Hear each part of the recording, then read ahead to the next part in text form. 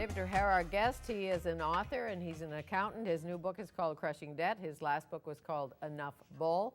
So back to the RRSP scenario. Yes. How to use it when you retire? Well, when you retire, you're going to start drawing from your RRSP. And what the general recommendation is try not to draw too much in the early years because you need that later on. Mm-hmm. So when you turn, say you retire at 65, you can still continue making RSP contributions, paying into it until you're 71. But say you retire at 65, then between 65 and 71 you can take out whatever money you want from your RSP, but it's going to be taxed. Sure. It goes on your tax return. Once you turn 71, you have to convert your RSP to a registered retirement income fund, a RIF, or an annuity from an insurance company, but that's not very popular. And once you convert it to the retirement income fund, there are government-mandated minimum withdrawal amounts you have to start taking out. And the government tells you how much, and you have to do it, and still pay tax on it, right? It's whether all you need taxable. the money or not. That's right. Whether you need the money or not. So after 71, you have to pull it out. Yes. Okay. If you are in the glue, in huge debt, sort of like Italy or Greece. Yes. How do you consolidate? Should you consolidate? How do you begin to get out of the mess? Well, if you're a country like that, it is a major problem. The problem Italy has right now is they're in so much debt that they need to roll over. In other words, they've got bonds that are maturing, so the people who invested originally want their money back. Mm-hmm. They've got to refinance that. And the problem is with all the panic, everybody's worried about if they invest in Italian bonds, will they get their principal back? So the market is dictating that Italy has to pay rising interest rates on the debt because it's higher and higher risk.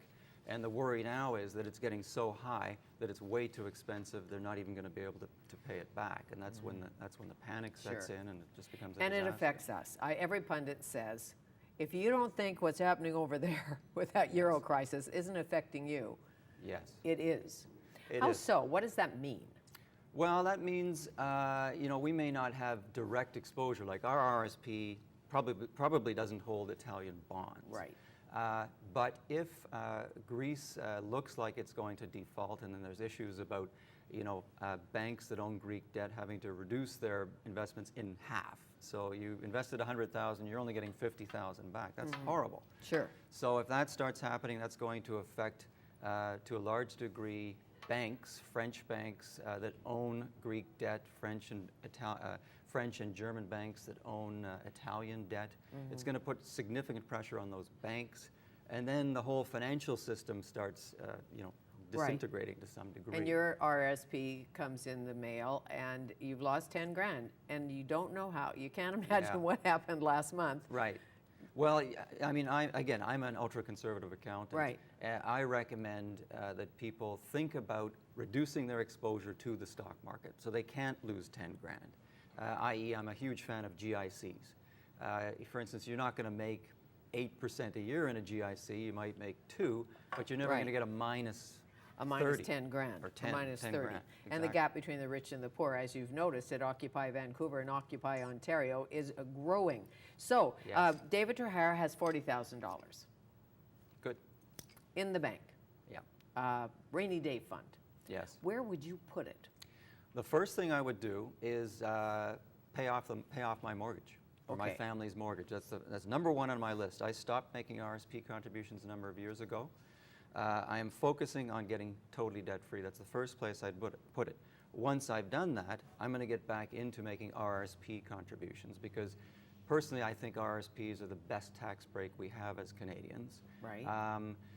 Even better than TFSAs. Tax-free savings accounts I think are great, but it doesn't make any sense in the world to me for people to have a TFSA, tax-free savings account, if they have debt. Because if you have debt, say at 8% interest, and you pay off that debt, you've effectively got an 8% after-tax rate of return. You're not going to do that in anything in your RSP consistently. What about your car? Did you buy a fancy car? If you had 40, say you own your house, now you paid down your mortgage, and your RRSP contribution has been made. Invest in car, invest in art, invest in property in Palm Springs. What to do? Well, a car basically is not an investment. Right. A car is goes down in value mostly. Exactly. So it's a way of getting around. A car, And in one of my books, I did a detailed chapter on car leasing versus buying. As an accountant, I thought my conclusion was going to be buy an old car, keep it for 15 years. But that often doesn't work because of the repair costs. So leasing can make sense. Really? Yes, because you've got a lower monthly payment. The way I have it now is that my car is always under warranty. I'm never going to have a $4,000 bill to replace the transmission or something. After retirement, my strategy would probably change. Then I'd probably buy a car, but I'm going to be putting much fewer kilometers on it. It should last longer. So a car is not an investment. Buy a small car, think smaller, depending on your status. Situation. You can buy a Rolls or you can buy a Ford. Yeah, but that's brings up the biggest problem there is, I think, with respect to debt, is the idea that you've got to keep up with the Joneses, right? You know, so-and-so has a Maserati, I got to have one of those, or whatever, Mercedes. So people assume all the debt to allow them to buy the assets. And the problem is, with historically low interest rates, lines of credit are so cheap that people are almost treating them like income, as you had mentioned. The problem is, it takes people's eye off the ball, which is the principal amount of the debt. Eventually that has to be paid back. Right. It's not just the 3.5% you're paying every month. Sure. And Quentin Crisp said, don't keep up with the Joneses, bring them down to your level. It's cheaper. Yeah, that's good. Yeah, that's a good one.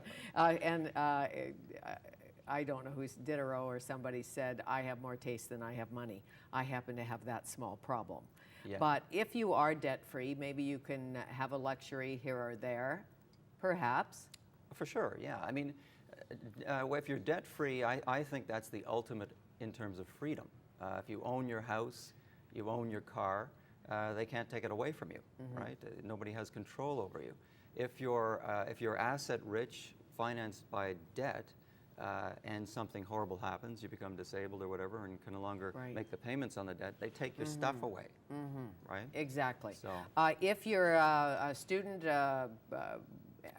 in debt, student loans, all of that, don't have a big job, don't know what to do, now you get in the glue, and you're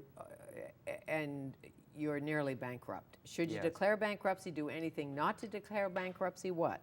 Well, that is the last resort. You know, in the book I talk about the alternatives. Try and get out of debt yourself. For people who have equity in their homes, a debt consolidation loan. Try everything before bankruptcy. There also is a step before full bankruptcy called a consumer proposal, which you need to go through a trustee in bankruptcy to file. And that's not as bad as bankruptcy. It's basically just that. The trustee makes a proposal to your creditors to pay them less than 100% on the debt. If they accept it, then you can go through Sure, clean the slate and don't get into the glue again. Lesson. You got to change your habits, which is hard. Sure is. And hard for governments too, as you've noticed. That's for sure. Yes, thank you. Thanks, Fanny. Crushing Debt, Why Canadians Should Drop Everything and Pay Off Debt. David Trahair, Chartered Accountant, our guest.